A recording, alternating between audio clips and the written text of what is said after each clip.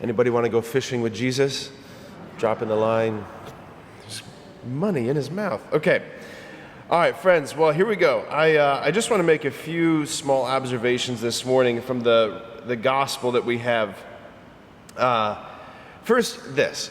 I cannot think of another piece of literature, and granted, I haven't read every piece of literature, but I cannot think of another piece of literature that details the founding of a movement, the founding of an organization that does what the Gospels do. Namely this, that the Gospels are seemingly constantly highlighting the foibles, the blunders, the idiocy, or just for lack of a better term, the misunderstanding of the founding members of the so-called movement. No other organization, no other document, no other piece of literature highlights those things, right? For example, right, the gospel that we have today, Jesus lays out for them this impending plan of the Paschal mystery, right? His suffering, death, and his resurrection, right? The central reality of what we celebrate as Christians, right? Christ's suffering, death, and resurrection. And what do the apostles do? How are they depicted in this conversation? As having this like deep, erudite understanding of it all? No, by no means. By absolutely no means. They don't get it at all. They don't get it at all. And Matthew goes out of his way to say that they basically didn't understand and they were overwhelmed with grief.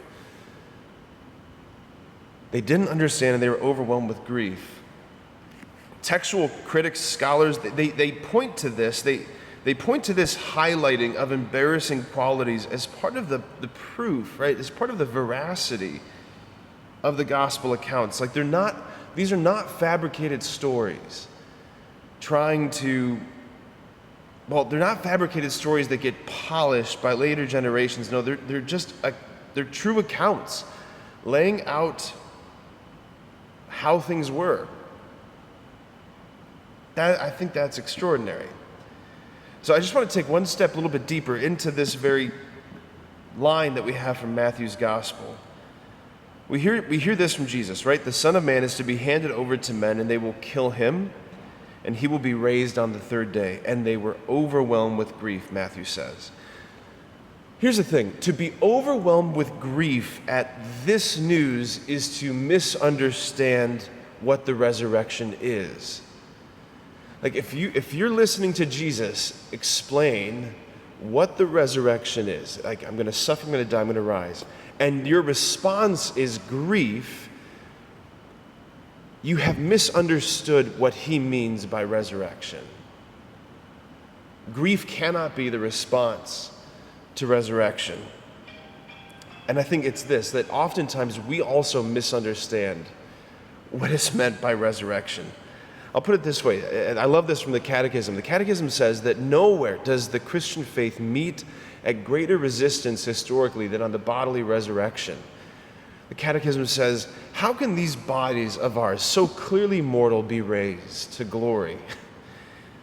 Like, what we do not believe that he merely came back to life, or that his coming back was like the natural, inevitable conclusion of his life. It's not like the resurrection was like a caterpillar going into a cocoon and then emerging as a butterfly. Like that's a natural progression. I mean, it is extraordinary, but it's natural. Like that's not what the resurrection is. No, his resurrection, the resurrection, is the total destruction of death. It's the routing of death, the robbing of death of its power to hold us eternally. How is that the case? Well, he entered into death, not as some hapless victim hobbling into the domain of death. No, he who called himself life enters death's domain as a conquering warrior to claim from the prince of death the keys of death. Like that's what he's doing on Holy Saturday. And then he returns in a life of glorification. A glorified body it's the least inadequate language that Paul gives us in his epistles. He says his body was glorified. What does that mean? It means it was beyond the reaches of death and decay. Beyond decay, beyond corruption. Just pause there just for a second. Consider that for a moment. a life beyond corruption. That's what's being held out to us.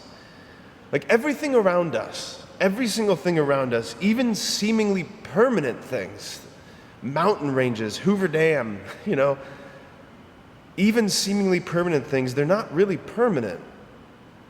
They're fading, they're temporary, they're all slowly eroding, slowly breaking down, even you and me.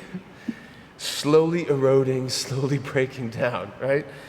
I was talking to a friend of mine earlier, and she was relating, this a couple days ago, she was relating how her grandmother used to tell her, I wake up and I look in the mirror and I wonder, who is that old lady looking at me in the mirror?